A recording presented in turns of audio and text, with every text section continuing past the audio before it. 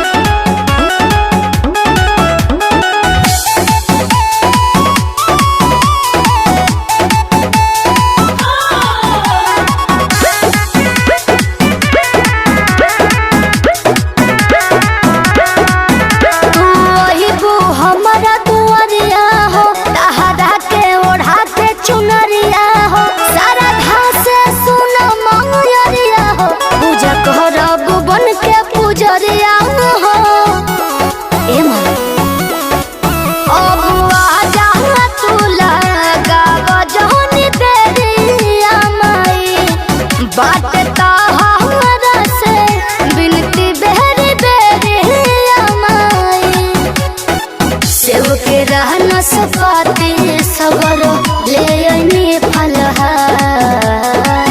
एक टहके है महतरिया रहिरा देखी तहार कहाँ रुक गइल हो बोला दुलरी हम